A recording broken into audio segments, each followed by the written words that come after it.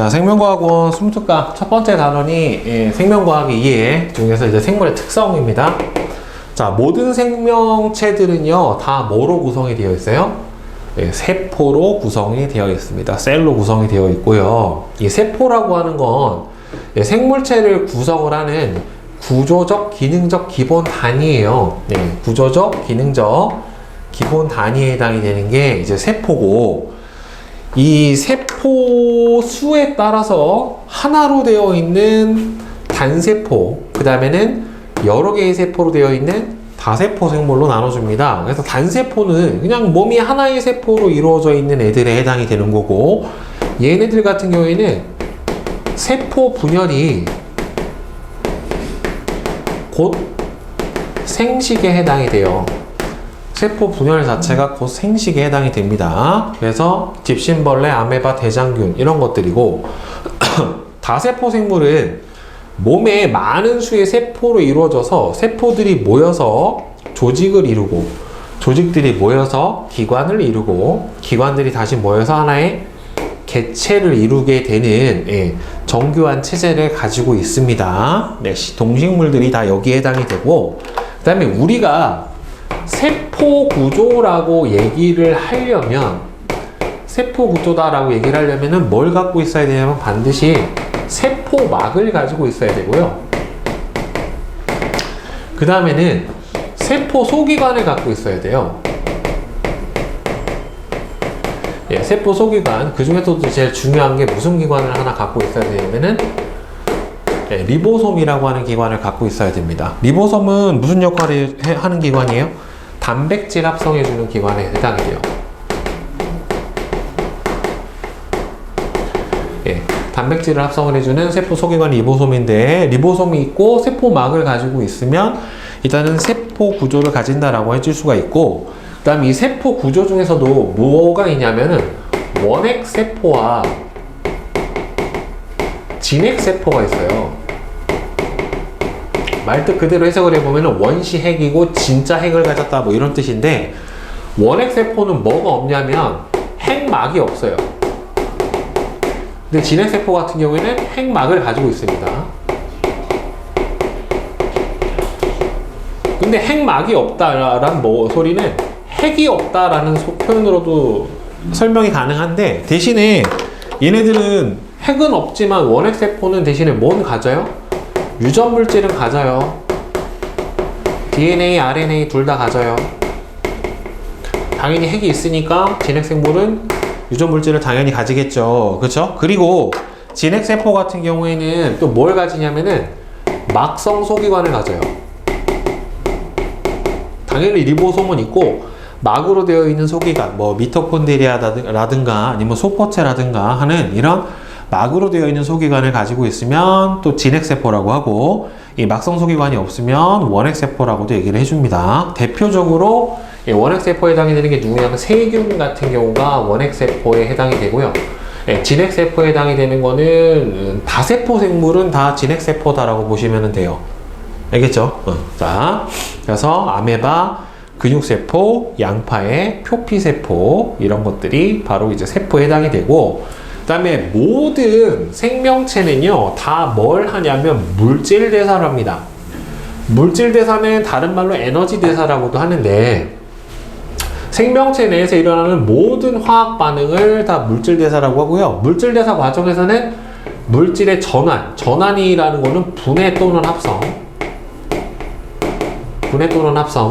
그 다음에 에너지의 출입이 함께 일어나게 돼요. 에너지를 흡수하는 경우랑 방출하는 경우랑 두 가지로 나눠지게 됩니다. 그리고 물질 대사를 통해서 생명 활동에 필요한 물질과 에너지를 얻어내게 되는데, 크게 이제 동화작용, 이화작용으로 나눠주죠. 그래서 동화작용은 에너지를 흡수하는 반응이기 때문에 흡열 반응이라고도 얘기를 해주고, 이화작용은 방출하는 반응이기 때문에 발열 반응이다 라고도 얘기를 해줘요. 그래서 물질을 전환을 해주는데 동화작용은 합성을 합니다. 즉 저분자 단위체로부터 고분자 물질을 합성해주는 역할을 해주고, 그 다음에 이화작용은 고분자 물질을 저분자 물질로 분해해주는 역할을 해주게 됩니다. 네, 그래서 합성할 때 에너지 흡수해서 대표적으로 광합성이나 단백질 합성 등이 동화작용에 해당이 되고, 이와는 세포호흡이나 소화작용이 바로 여기에 해당이 된다라고 볼 수가 있습니다. 알겠죠? 아이고. 그 다음에 자극에 대한 반응과 항상성을 가집니다. 자, 생물은 외부 자극에 대해서 반응을 해요. 식물이건 동물이건 반응을 하고요. 그 다음에는 항상성을 유지하려고 합니다. 뭐 체온이라든가 혈당량이라든가 아니면은 뭐 삼투압이라든가 이런 항상성을 유지하려고 합니다. 환경 변화를 자극으로 받아들이고 그 자극에 적절히 반응을 해서 생명체를 유지를 하고, 항상성은 체내외 환경 변화에 대해서 생물이 체내 환경을 일정 범위로 유지를 해서 생명체 내에서 물질 대사가 원활하게 일어날 수 있도록 해주는 게 바로 저 항상성 유지의 가장 큰 목적이다 라고 볼 수 있어요.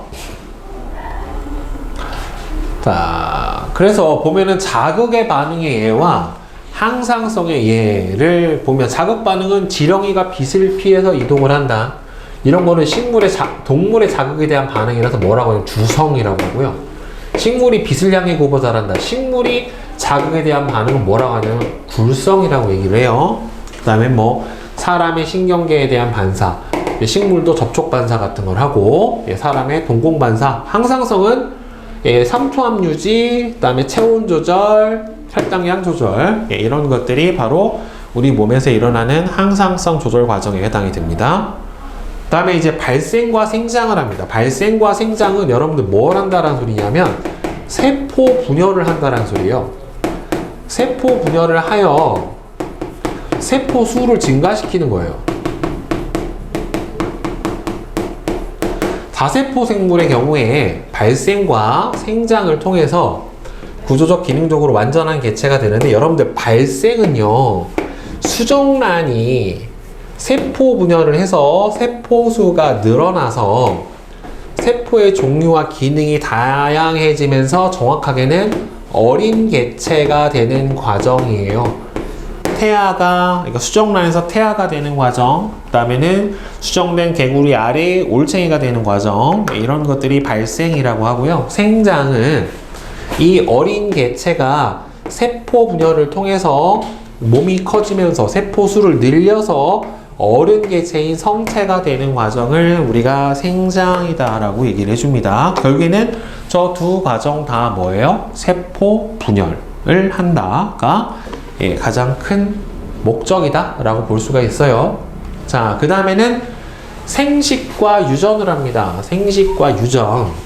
생식은 자손을 낳는 현상이고요. 유전은 자손에게 부모의 유전자를 전달해 주는 과정이에요. 그러니까 생식은 생물이 자신과 닮은 자손을 만들어냅니다. 집신벌레는 분열법, 세포 분열을 통해서 번식을 해주고, 사람은 생식세포의 수정을 통해서 자손을 만든다라고 되어 있는데, 이 생식 과정은 무성생식과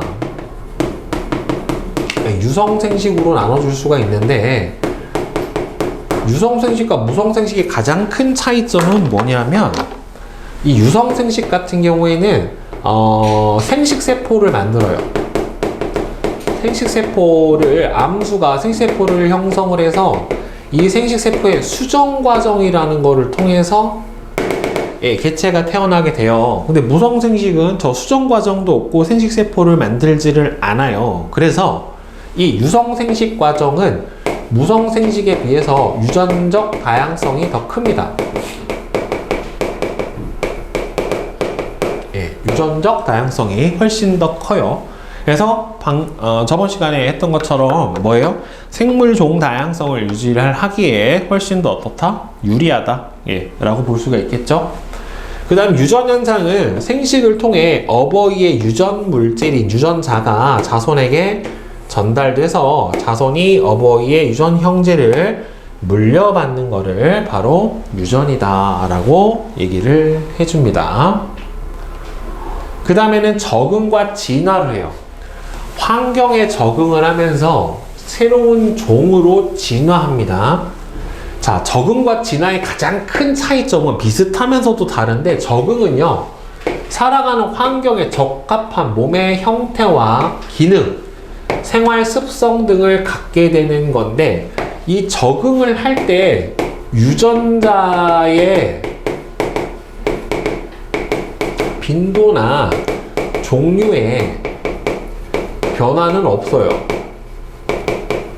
유전자의 빈도나 종류의 변화가 생기지는 않아요. 그런데 진화는요, 여러 세대를 걸쳐서 환경에 적응한 결과, 이게 제일 중요해요. 집단의 유전자 구성이 변해요.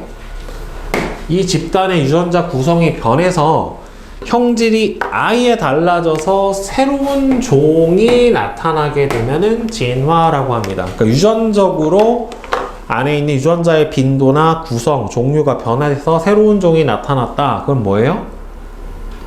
진화. 예, 단순히 환경에 적응해서 외형이 같은 변이가 일어났다. 그러니까 뭐가 많아졌다? 변이가 많아졌다. 개체 변이들이 많아졌다. 그러면은 적응이다 라고 볼 수가 있습니다. 그래서 적응하고 진화의 예들이 나와 있죠. 뱀이 아래턱이 분리돼서 큰 먹이를 먹기에 적합하다. 가랑잎벌레는 나뭇잎 모양이랑 비슷하게 생겼다. 건조한 사막에 사는 캥거루쥐는 진한 오줌을 소량만 배설해서 물에 손실을 줄인다. 선인장이 입이 가시로 변해서 물의 손실을 줄이고 물을 저장하는 조직이 발달해 있다. 이런 것들은 다 뭐에 해당이 되는 거냐면은 적응이에요. 적응. 그런데 진화는 갈라파고스 군도에 사는 피치들은 섬의 먹이 환경에 적응하면서 진화해서 부리 모양의 섬에 따라 조금씩 다른 종으로 나눠지게 되었다. 종이 다른 게 나타났다. 이런 뭐가 되는 거예요? 진화예요. 알겠죠? 자, 다음에 이제 바이러스 봅시다. 바이러스랑 세균을 이제 구분을 해주는데, 바이러스는 모양이 매우 다양하고 크기가 10에서 100나노미터 정도로 세균보다 훨씬 사이즈가 작아요.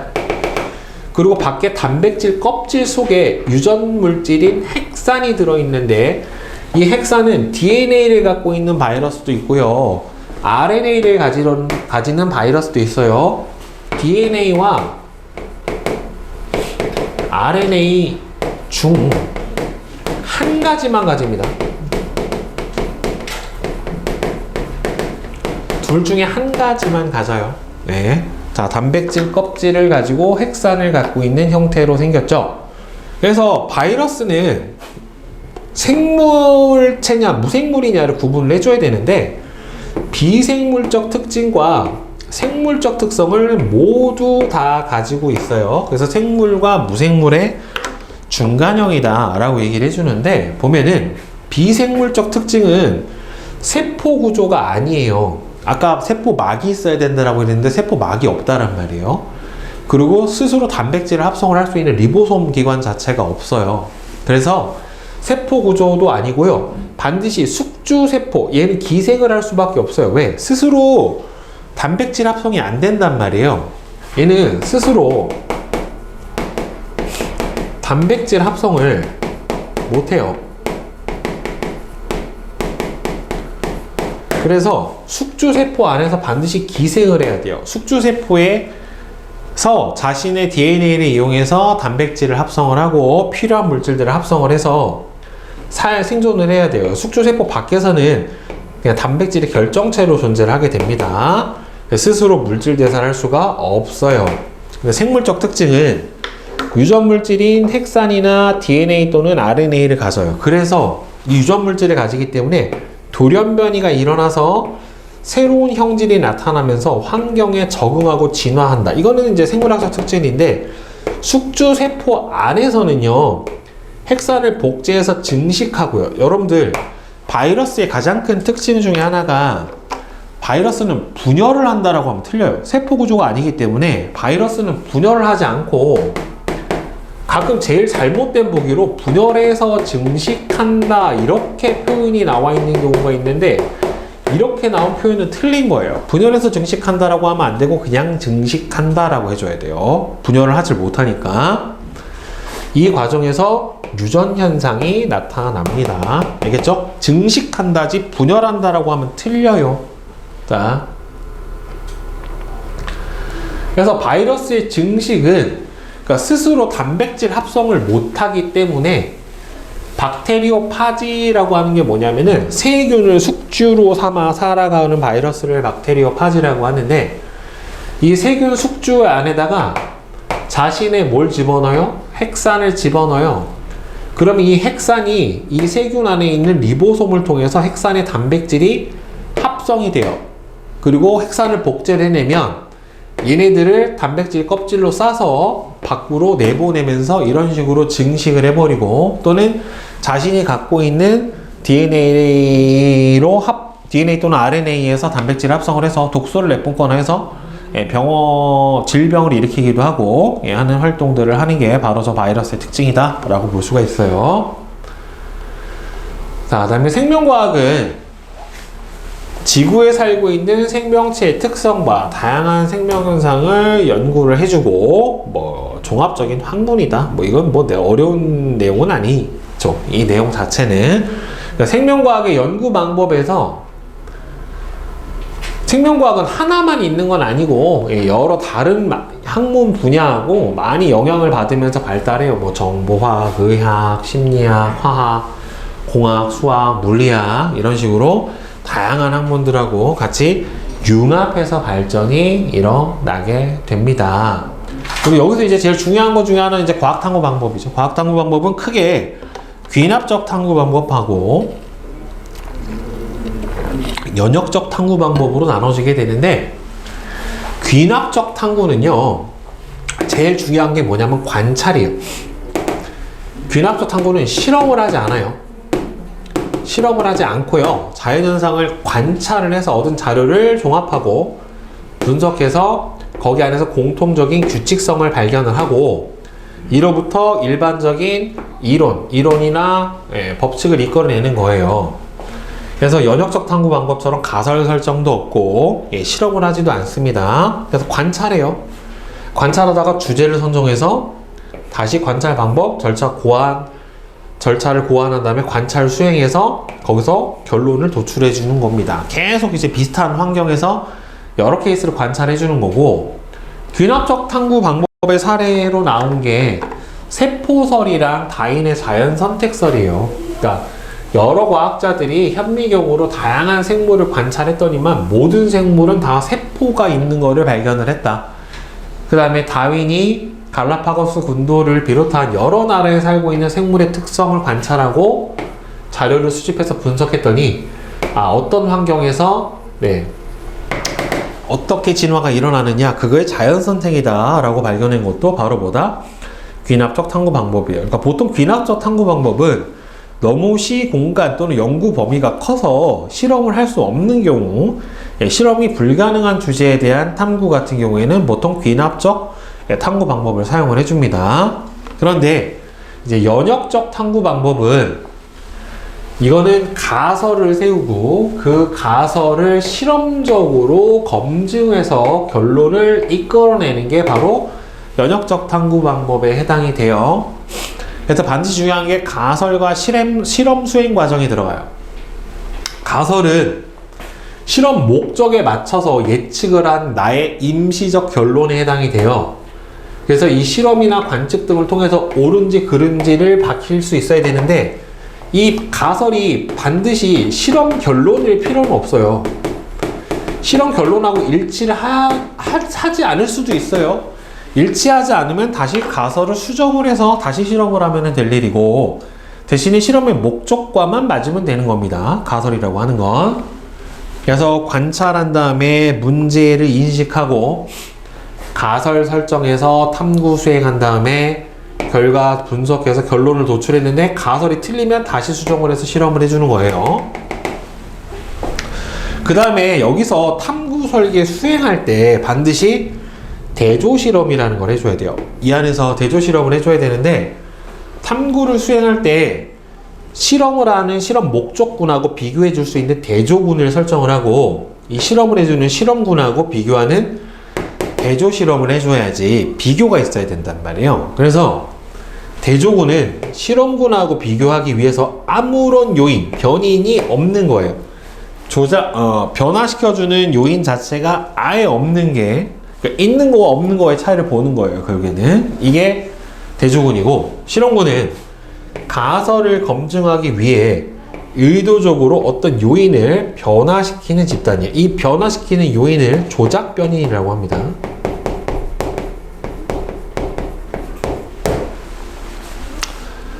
자, 그래서 변이는 실험 과정에서 변화시켜주거나 또는 변화시켜주지 않는 요인에 있는데, 대표적으로 독립변인과 종속변인이 있습니다. 종속변인은 독립변인에 의해서 달라지는 실험의 결과예요. 그 다음에 독립변인은 탐구에 영향을 미칠 수 있는 모든 요인은 바로 독립변인이라고 하는데, 그 중에 조작변인은 대조군하고 달리 실험군에 의도적으로 변화시키는 변인이에요. 예를 들어서 빛의 세기에 따른 광합성의, 식물 광합성의 속도를 보기 위해서 빛의 세기를 변화시켜주면 그게 뭐가 되는 거예요? 조작 변인. 그거를 제외한 나머지는 다 똑같이 해줘야 되는 게 통제 변인이에요. 그럼 실험군은 빛의 세기가 변화되는 거가 실험군이고, 대조군은 아예 빛을 주지 않는 거예요. 변인 자체가 없어야 되기 때문에. 그래서 통제 변인은 대조군하고 실험군에서 모두 동일하게 유지되는 변인이 바로 통제 변인에 해당이 돼요. 저 변인 통제를 잘 해줘야 정확한 실험값을 구해줄 수가 있게 됩니다. 그래서 대표적으로 나온 게 플레밍이 페니실린을 발견하거나 파스테르가 탄저병을 백신을 개발을 한 걸 본 게 바로 대표적인 예다라고 볼 수가 있습니다. 자, 여러분들 요거 2점짜리만 한번 빨리 풀어봅시다. 네. 2단원 생명활동과 에너지 봅시다. 세포의 생명활동. 모든 생물은 생명을 유지하기 위해서 끊임없이 에너지를 필요로 합니다. 소비를 해야 되죠, 결국에는. 그래서 뭘 하냐면은 물질 대사라는 거를 해줍니다. 생물체 내에서 일어나는 모든 화학 반응을 다 물질 대사라고 얘기를 해주고요. 대부분은 다 뭐가 관여합니까? 효소가 관여를 합니다. 이 효소라고 하는 거는 일종의 촉매인데, 촉매 중에서도 이제 무기촉매가 있고 유기촉매가 있어요. 무기촉매는 말 그대로 무기질로 되어 있는 거예요. 무기물로 되어 있는 겁니다. 뭐 철촉매, 뭐 이산화망간촉매, 뭐 니켈 촉매 이런 것들에 해당이 되는 거고, 유기촉매는 유기물로 되어 있어요. 그러니까 구성물질이 뭘로 되어 있냐면은 단백질로 되어 있어요. 그래서 이 유기촉매는 단백질로 구성이 되어 있기 때문에 뭘 받냐면 이 활성에 제약을 받아요. 단백질의 특성 때문에 활성의 제약, 온도, pH 등의 활성 제약을 받아요. 온도가 너무 높아도 어떻게 돼요? 단백질의 변성이 일어나서 효소의 활성이 떨어지기도 하고, 그 다음에 해당 적정 pH가 맞아야지 최적 활성을 보이기도 합니다. 그래서 결국에는 이 촉매를 사용하는 이유는 뭐냐면은 체온 범위의 낮은 온도에서도 체온 범위의 낮은 온도에서도 물질 대사가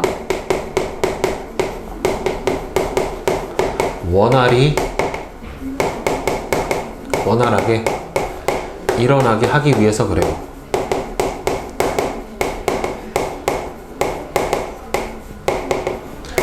체온 범위의 낮은 온도에서도 물질 대사가 원활하게 일어나게 하기 위해서 촉매를 사용해 주는 겁니다. 자, 그럼 물질 대사는 크게 물질을 합성을 하면서 에너지를 흡수하는 동화작용과 물질을 분해하면서 에너지를 방출하는 이화작용으로 나눠주게 됩니다. 그래서 이렇게 아미노산으로 단백질을 합성을 하는 단백질 합성 반응 같은 경우에는 에너지를 흡수라는 동화작용. 그래서 뭐라고 불러줘요? 흡열 반응이라고 하고, 그래서 고분자 물질인 단백질 합성을 하고, 그 다음에 포도당을 갖다가 이화작용을 통해서 호흡이죠. 여기서는 물하고 이산화탄소를 생성물로 만들면서 에너지를 방출하는 이화작용은 발열 반응에 해당이 됩니다. 그래서 에너지를 흡수하고 에너지를 방출하는 반응이 진행이 되게 되죠. 그래서 물질 대사의 동화작용, 이화작용이 여기 구분이 돼 있죠. 간단하고 작은 물질을 복잡하고 큰 물질로 합성하는 반응. 그래서 에너지를 흡수를 해준다.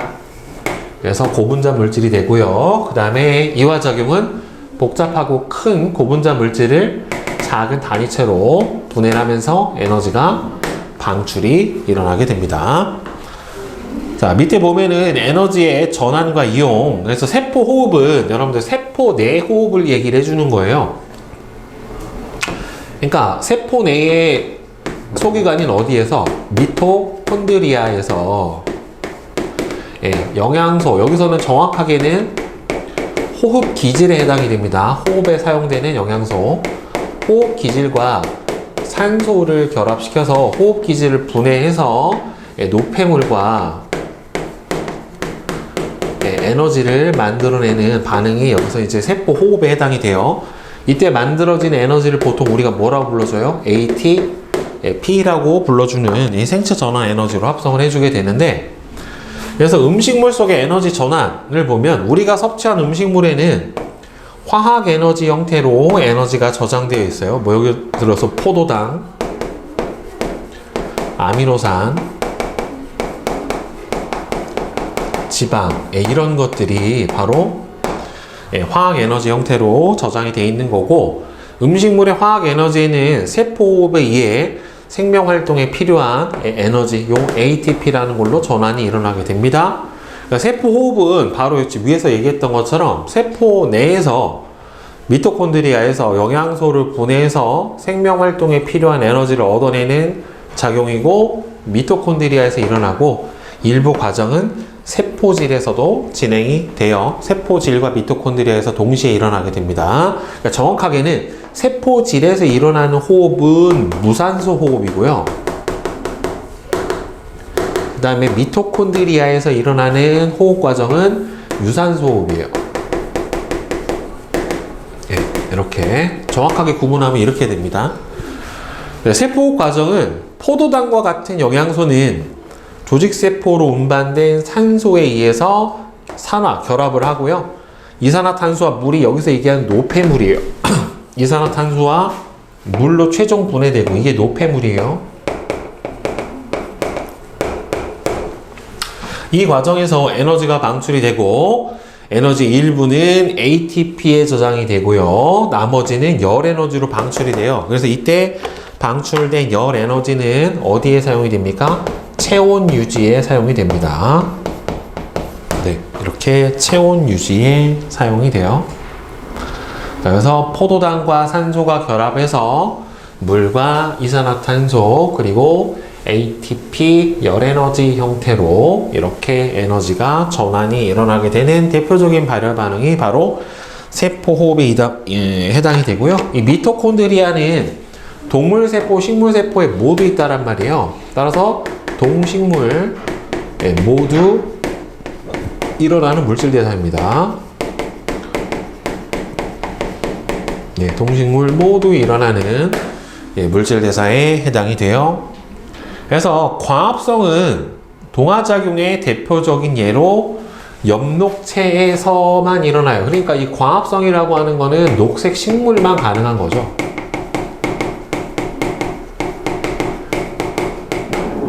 작은 분자인 물과 이산화탄소인 큰 분자인 포도당으로 합성이 되는 거고, 세포호흡은 반대 반응에 해당이 되고요.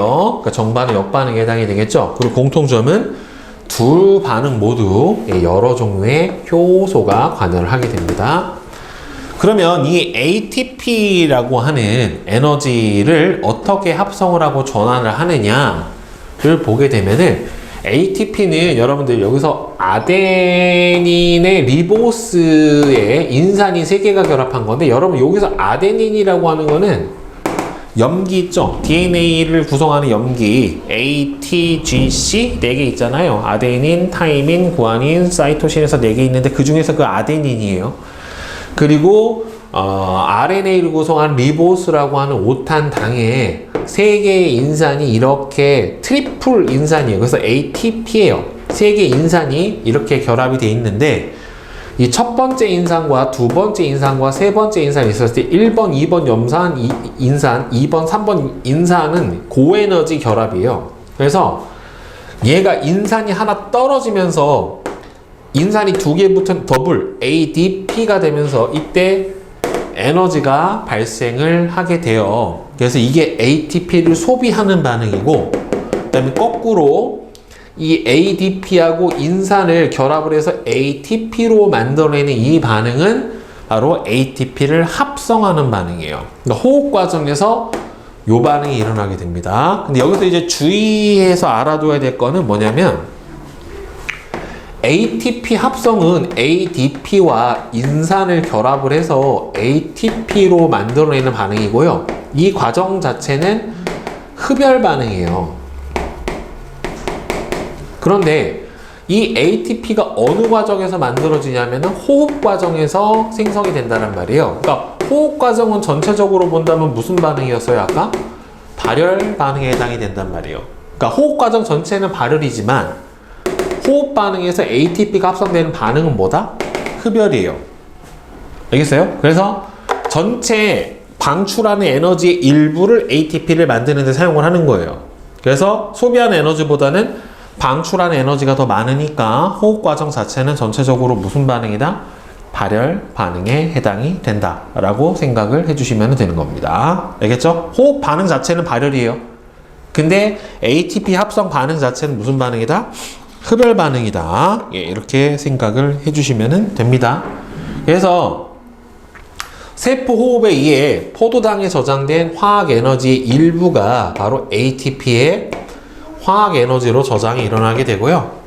ATP의 화학 에너지는 여러 형태의 에너지로 전환이 돼서 발성, 소리를 내거나 정신활동을 하거나 체온 유지를 하거나 또는 근육 운동을 하거나 세포 분열을 하거나 하는 여러 가지 활동에 사용이 되게 됩니다. 자, 그래서 뒤에서 여기 전체 호흡 과정에 모식도가 나와 있죠. 포도당 산소 결합해서 이산화탄소와 물의 노폐물을 발생시키고 발생한 에너지 일부는 열 에너지로 발생을 하는데 걔는 체온 유지에 사용이 되고, 이 발생한 에너지의 일부를 갖다가 뭘 합성을 해요? ATP로 합성을 해주고, 이 ATP가 각각의 생체 활동에 사용이 된다라고 하는 겁니다. 그리고 이제 밑에 나와 있는 탐구 실험 자료 한번 보면은, 자, 여기서 보면 포도당, 건조 효모, 증류수, 약숟가락 뭐 이렇게 해가지고 뭘 보는 거냐면 이 발효관 안에다가 뭘 넣어요? 첫 번은 10% 포도당 수용액에다 증류수만 넣고 10% 포도당 수용액에다가 효모액을 넣고, 얘도 똑같이 넣었는데 농도가 여기가 2배가 높아요. 자, 그리고 이건 발효관인데 이 위에 맹관부라고 하는 걸 막힌 부분을 맹관이라고 해요. 자, 그 다음에 여기다가 솜을 이렇게 막아놨잖아요. 솜을 막아놓은 이유는 뭐냐면 여기에서 발생한 기체가 뭐 완전히 밀봉을 해놔버리면 뻥 터질 수도 있단 말이에요. 그러니까 자연스럽게 기체가 압력을 좀 조절하기 위해서 솜으로 막아놓게 된 거고요. 자, 그래서 여기서 보면은 여기 맹관부에 꽉 차 있는 이 물이 아래로 조금씩 내려와요. 이렇게 내려오는 이유는 이 안에서 효모가 뭘 해서 호흡을 해가지고 발생한 이산화탄소 기체가 여기에 이렇게 채워진다라고 보시면 되는 겁니다. 그래서 발생한 양이 A는 당연히 없죠. 효모가 없으니까. B하고 C를 비교해 보면은 B에서 발생한 양이 C보다 이산화탄소가 더 많은 거를 알 수가 있게 됩니다. 그죠? 그래서 호흡 기질의 농도가 높을수록 발생하는 CO2의 양도 어떻다?